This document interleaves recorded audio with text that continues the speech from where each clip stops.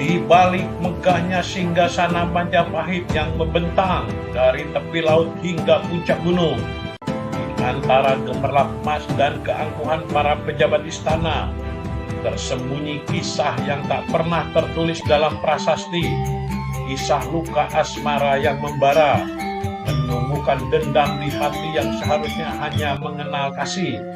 Di antara koridor panjang istana yang dihiasi ukiran naga dan patung dewa, Yahwiyat putri bangsawan jelita terpenjara dalam takdir yang tak ia pilih.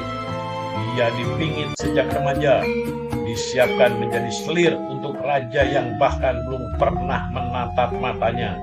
Di sudut lain istana, Ratanca, seorang tabib istana yang rendah hati dan terkenal karena keahliannya meramu obat, tanpa pernah menduga menaruh hati pada Yahwiyat.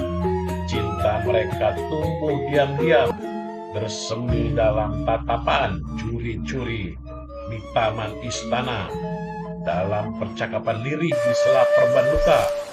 Namun cinta itu bagi Majapahit yang menjunjung kehormatan terah raja adalah kesalahan besar, kesalahan yang dianggap menghina singgasana.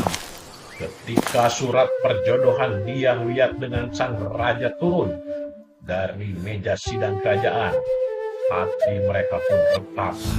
Ratanca merasa cinta yang dia jaga dengan tulus dirampas tanpa perlawanan. Yahwiyat menolak, tunduk pada nasib yang mengkhianati hatinya. Di sanalah cinta berubah menjadi bara yang kemudian menyalakan api pemberontakan. Dan saat darah tercurah di lantai pendopo istana, sejarah hanya mencatat satu hal: seorang tabib pemberontak. Tapi kebenaran yang terlupakan adalah semua berawal dari cinta yang ditolak.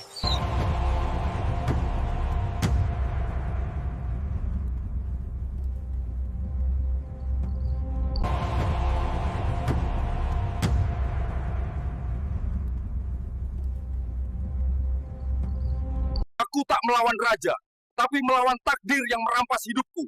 Jika dosa mencinta, maka biarlah darahku jadi tebusannya.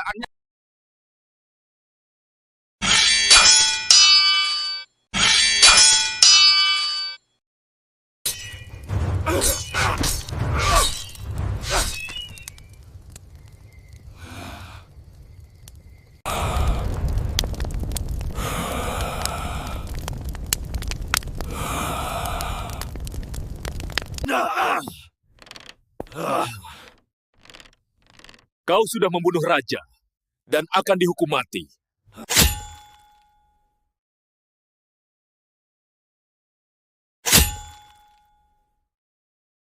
Beristirahatlah dalam damai, Kakang. Setelah Ratanca ditangkap dan dihukum mati, Yahwiyat diasingkan ke bagian dalam istana yang jauh dari dunia. Tetapi bisik-bisik para dayang mengatakan setiap malam dia menangis sambil memanggil nama yang dilarang disebut, Ratanca. Sejarah mencatat Ratanca sebagai penjahat dan pengkhianat yang menikam rajanya sendiri. Tetapi sejarah jarang peduli pada hati, tak pernah menulis tentang cinta yang dikhianati kekuasaan, tak pernah menuliskan air mata yang jatuh diam-diam di pelataran istana. Maka biarlah kita yang mengingat bahwa di balik megahnya Majapahit pernah ada seorang tabib dan seorang putri yang pernah saling mencintai tanpa boleh memilih. Dan mereka pun dikalahkan bukan oleh musuh tetapi oleh tahta dan derajat yang tak mengenal cinta. Sekian, terima kasih.